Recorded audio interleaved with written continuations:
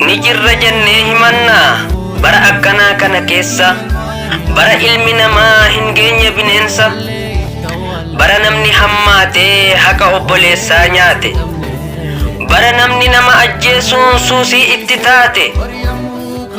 Kun gandaan wal qoodee wal tumanii wal qisaasu, alagaa itti fakkaatte kan haadha isaa boochisu. Alatti wal baasee kunis wal joonjessaa, kaanis biyya keessaa rasaasaan ciinchessaa.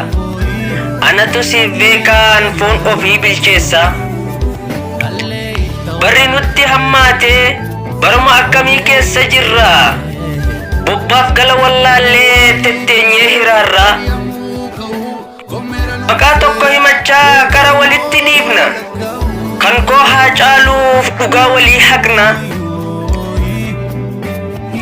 Bara maalii jirra hin jirru, ni jirra jenneen himannu, guyyaa guyyaan waan addaa garra akkamiin nama jennee dubbannu.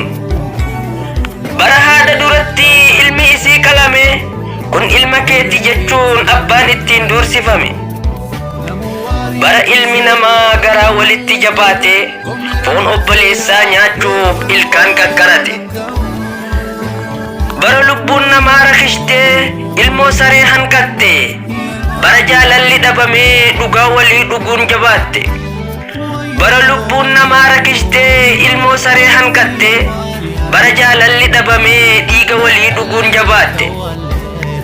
Bara jennee dubbanna, kuni bara maaliiti? Kan obboleessi obboleessa isaa laatu diinatti. Waa'een keenya kuni anaan hedduu na dhiba, hin dandeenye obsuu kan alagaan nu goote, kanaat garaan nu guba. Garaa kamiin akkana wal godha namni, ijumaan arguu nan danda'u garaani.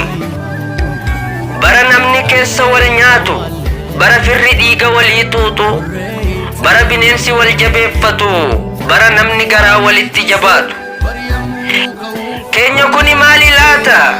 Wal tumee dhiiga walii coroorse, maatii irraa dhalatees manatti hiraarse, kan wajjiin dhalate mukatti rarraase. Bara obbolaan wal wallaalee akka diinatti wal haleele.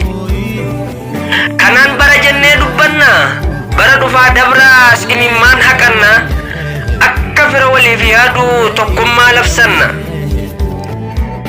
Biyya biraa keessatti lubbuun ilma namaa qaali, kan Itoophiyaa ofiin jettu keessatti ilma namaa galuun akka halaali. Bulchaan biyya tanaa afaan irraa qabate, akka gaarii namaaf yaadu qoma of dhaate, gaafa wanni taate as baha afaan jijjiirrate.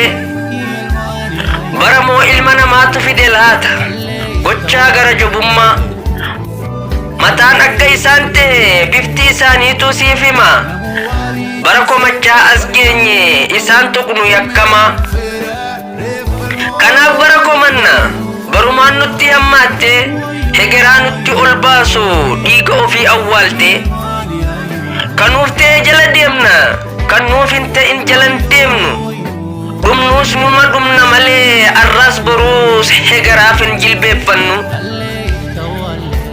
Nutti odeessaa oolu nagaa isinii buufna, isin nagaan beektanii nuttin taphatinaa jarana.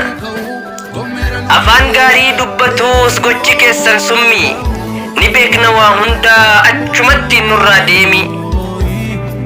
Waliin nu dhoytanii waliis nu nyaachiftanii, akka garaa waliin laafne bineensa waliin nu gootanii. Yaa Rabbi haqa keenya baasi, dhugaa keenyaat awwaalame, hudduun irra taa'anii kan shirri nutti xaxame. Waan gootaniis gootanii, gaariis ta'ee hamaa, seenaan hin dagatu bara baraan yaadatama. Waan gootaniis gootanii, gaariis ta'ee hamaa, seenaan hin dagatu bara baraan yaadatama.